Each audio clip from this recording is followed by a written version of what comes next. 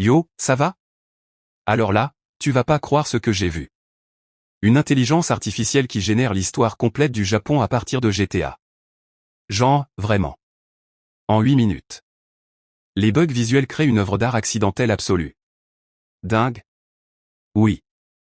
C'est un game changé? Totalement. Mais attends, avant de t'expliquer le truc, imagine ça une seconde. Tu lances GTA. L'IA prend les contrôles. Et là, boum, elle crée l'histoire du Japon en 8 minutes chrono.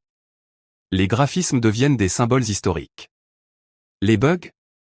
Des masterpieces visuelles. Je te jure, c'est hallucinant. Donc voilà le contexte complet. Il y a ce mec, un développeur fou, qui a eu une idée de dingue.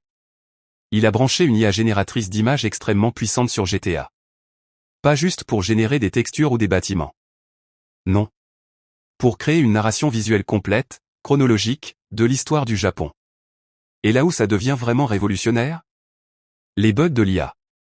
Parce que oui, l'IA déconne. Mais c'est déconnage? C'est de l'art pur. C'est comme si Picasso et l'IA avaient fait une collaboration accidentelle. Les perspectives bizarres.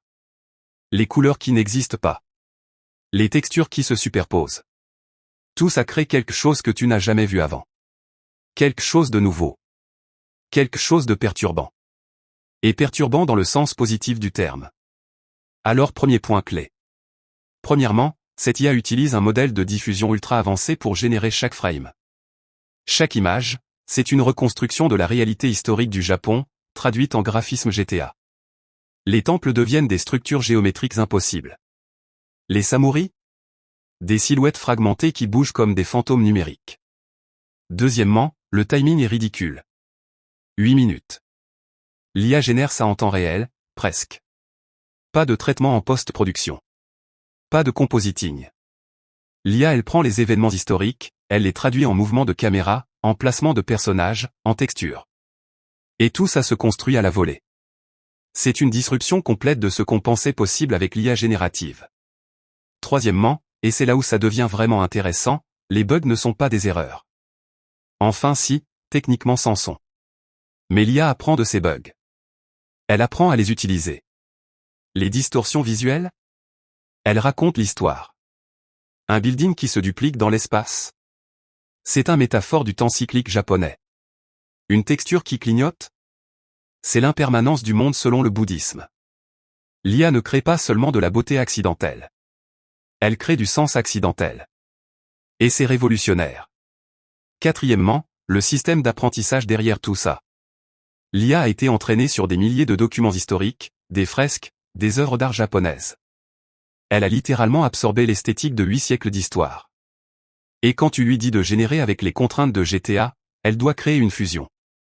Une traduction. C'est impossible. Mais elle le fait.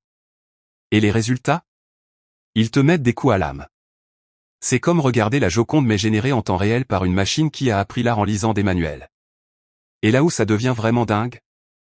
Les spectateurs. Parce que oui, plein de gens regardent cette vidéo en live et ils voient l'histoire du Japon se déployer devant leurs yeux. Pas comme un textbook. Pas comme une vidéo documentaire. Non. Comme une expérience psychédélique où chaque image te fait découvrir quelque chose. Et les commentaires? Les gens disent que c'est plus impactant qu'une leçon d'histoire standard. Que les images s'impriment dans leur cerveau différemment. C'est ça, la révolution. L'IA qui génère de l'émotion par accident. Voilà mon avis personnel sur le truc. Je pense que ce qu'on voit là c'est le futur de la documentation. Oublie les vidéos ennuyeuses avec des voix off plates. L'avenir c'est les IA génératives qui créent de la beauté en passant. Qui créent du contenu qui est à la fois beau et informatif. Et oui, les bugs font partie de la magie. C'est pas un problème à résoudre. C'est une feature. C'est ce qui rend le truc transcendant. On est en train de vivre une rupture. Une vraie. Pas une fausse disruption de start-up qui promet la lune. Non. Une vraie transformation de ce qu'art signifie. De ce que l'IA peut faire. De comment on consomme l'information historique. C'est un moment. Et on le vit maintenant. Donc voilà ma question pour toi. Après avoir vu ça, tu imagines comment l'IA va transformer d'autres domaines? Parce que si elle peut générer l'histoire du Japon en 8 minutes avec des bugs qui sont des féatures, Qu'est-ce qu'elle peut faire d'autre? Je veux que tu penses à ça. Vraiment. Et si tu veux voir la vidéo, lien en description. Subscribe. Share. Et reviens me dire ce que tu penses dans les commentaires. Allez, bise.